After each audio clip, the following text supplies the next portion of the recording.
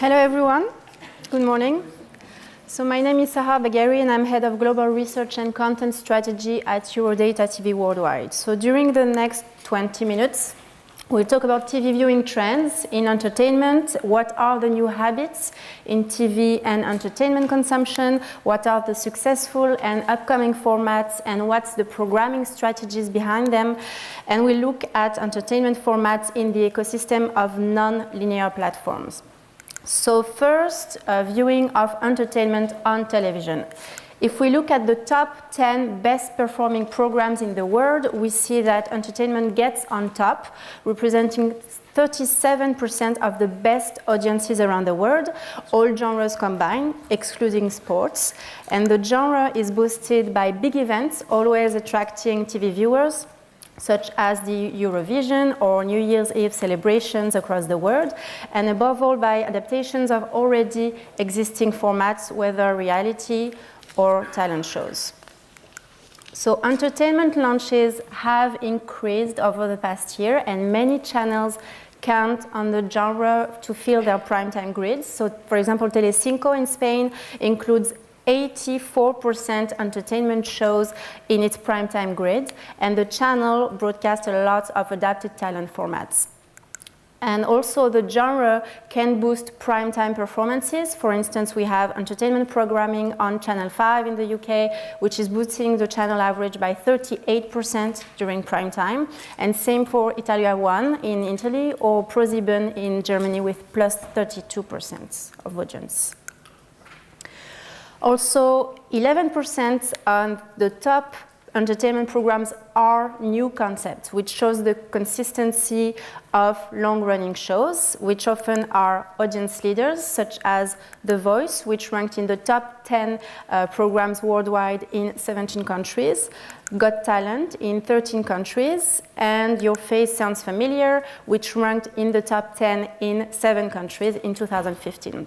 So we have to be careful. This top is in ratings. It's not in ratings. It's a number of occurrences in the top 10 in ratings.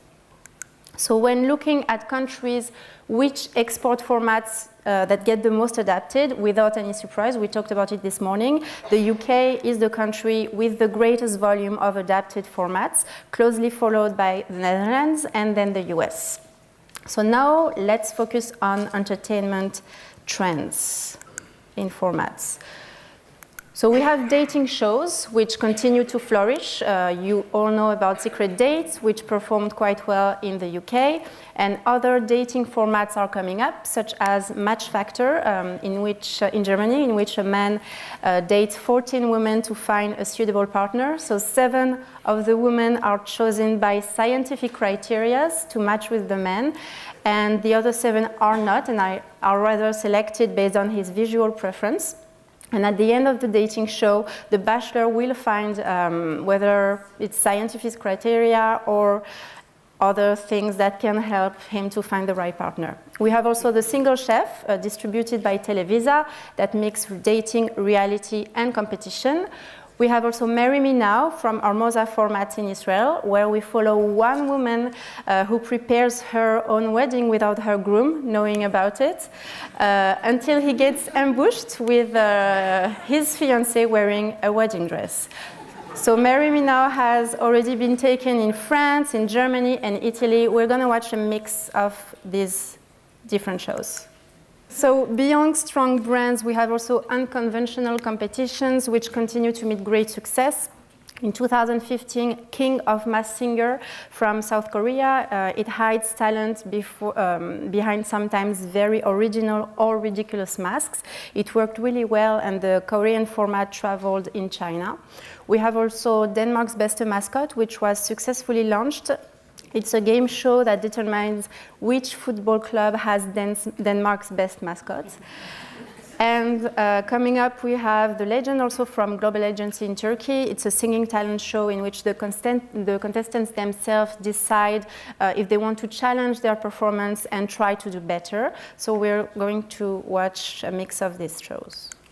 So TV viewers, and in particular household demos that have become the big challenge of main commercial channels, are enjoying more and more programs that star talented children. So the genre has been existing for some time now, but more recently the search for young prodigies seems to be especially popular among the entire family audience. So this is why we discussed this morning during the Have I Got For You debate, Formats For You debate. So there are two types of talent shows. So first we have the well-established formats such as MasterChef, Got to Dance, The Voice, which made capital out of their brands, and they are basing themselves on already existing fan base, and they benefit from the brand knowledge, the fan base. They have a good coverage, which is less risky for the channel. And we have, for example, The Voice Kids, which is distributed by Talpa, which ranked in the top 5 best entertainment formats in France, in Spain, in the Netherlands. It was broadcast in early 2016 in Brazil, the United Arab Emirates, Egypt, Lebanon. It's announced in fall in Romania, in China on the platform Youku To Do. We have also Pequeños Gigantes, which is the adaptation of the Mexican format from Televisa International. It pits teams of children against one another. It was broadcast in Ukraine, in Portugal, in Poland, Chile, etc. More recently, we had also Super Kids, distributed by Talpa, Masterclass from Keshet International. So it's a format from 2011, which recently traveled in China. Little Big Shots, which gives gifted young performers the opportunity to get on stage. Parents and children can also show their talent on the scene. We have also the Mexican format Stand Up For Your Country, which shows these parents and children performing together. It has been adapted in many countries in 2015. It managed to reach plus 23% versus the channel average in Spain. It was recently launched in Russia. It's coming up in Italy. So all these talent formats continue to remain emblematic formats. So it's not only for the children, it's also for the parents and grandparents too. As we can observe in the audience segmentation, the audience distribution of The Voice Kids Season 2 in France, Super Kids in the Netherlands. Let's watch a recap of these shows. So children are not only gifted with artistic talent, but also their life and opinion matter. For example, in China, when the policy of unique child is over, there's a reality TV called The Age of Two Children, which shows how it is to live with 2 kids and what it implies in terms of education. We have also several reality shows which focus on more or less old children. The Secret Life of 4 Years Old, of course, focuses on preschoolers. It was a big hit in 2015 on Channel 4. The program has already been adapted in Belgium, Denmark, etc. We have also In Beetje Handjes in the Netherlands, a show where kids tell their stories and chat with the host. And the Rap Game follows 5 young hip-hop artists, which are aging from 12 to 16 years old, as they work with artists such as Jermaine Dupri, special guest stars such as Usher, Ludacris, to become the next big young rap star. Let's watch a recap.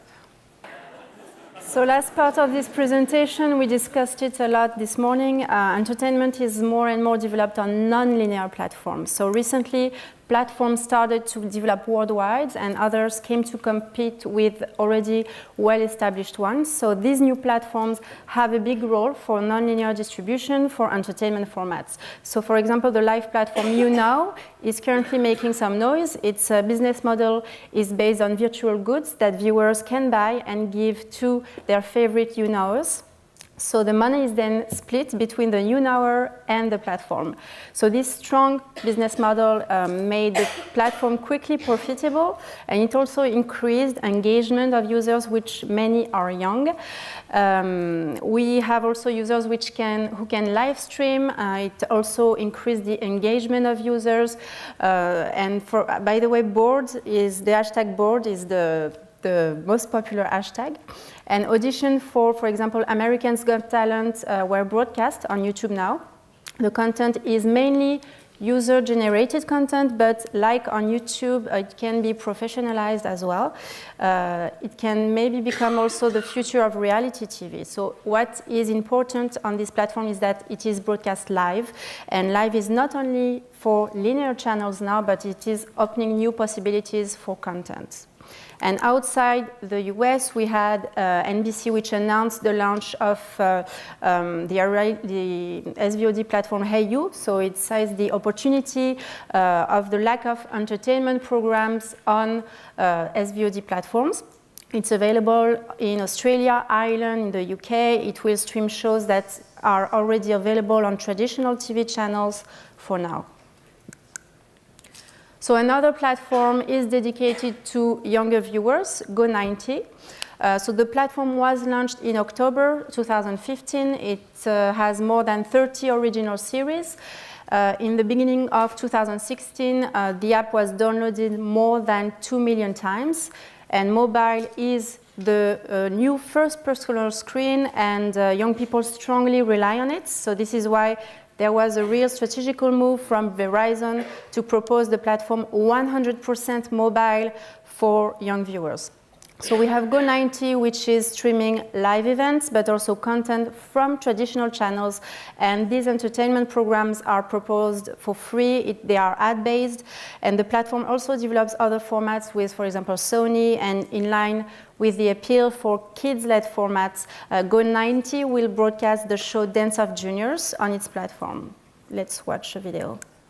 So we are currently witnessing as well the appearance of a growing strategy, a growing synergy between the world of the web and that of standard TV. So we see content from successful YouTube channels being picked up or adapted for broadcast on television and vice versa. So we have 3 examples here. The YouTube channel Twin Strangers, for example, is adapted for TV. It is broadcast also on TV in the UK. It has also been commissioned in the US, in Canada.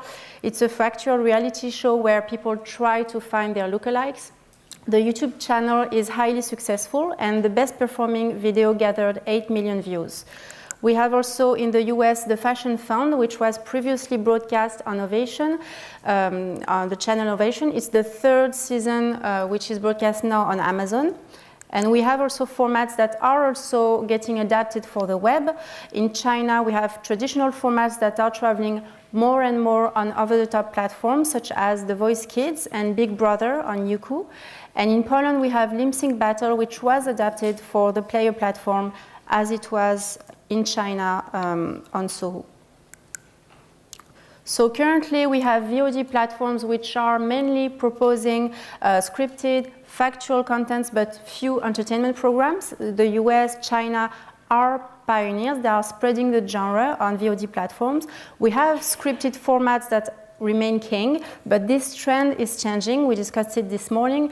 We see the success more and more of non-scripted videos on platforms such as YouTube. And the non-scripted formats are becoming more and more pro, and they are extending to other platforms than YouTube. So we have Los Cowboys, which was one of the pioneers in terms of original reality series made for a VOD platform. We have Scare PewDiePie, which has been streaming on YouTube Red since February. So it's derived from the YouTube channel PewDiePie. We have another reality series which will be launched on Amazon Prime, Endorsed, featuring the former model Cindy Crawford. We have also China, which is testing a lot of entertainment formats on online platforms. So globally, 20% of new launches are entertainment formats in China, which we have to, it represents 50% of the new launches on online platforms. So for example, we have 3 examples here. In Running May, a woman from a girl band has to accomplish challenges, and then the public can vote. The program is sometimes broadcast live on Tencent. We have ACGN Dance Battle, which was launched in January. So it's an original dancing competition which shows 8 groups which are putting their skills, their talent to the test, and they attempt to be crowned the winner. And we have also I'm Going to School, which is the adaptation of a Korean TV format. So the adapted show is broadcast on the linear channel Dragon TV and also on the platform iQIYI. So it performed really well among young viewers, almost 4 times the channel average on 15 to 34 years old on Dragon TV.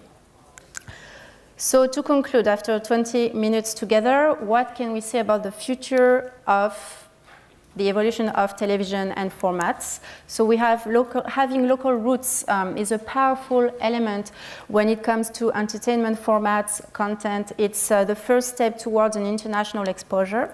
If we try also to take a global view, we see that the transformation of the TV industry has accelerated last year. This acceleration is brought on by the multiplication of screens, strong increase of time-shifted viewing, catch-up TV, etc., multi-screens consumption. And we have also new strategies that are being implemented by traditional actors, new players, are appearing in the industry. So clearly there is a new audiovisual offer on the rise. So the idea is to prepare the ground for the new kind of television. And the world of the web and the world of standard TV are moving closer and closer together. And nowadays, platforms and new digital units of producers, broadcasters are turning into creative laboratories that can help everyone to reinvent formats. So thank you for listening. I hope you found some interesting elements. If you had any questions or would like to get this presentation, my contact info is right here. So have a great festival. Have a good day.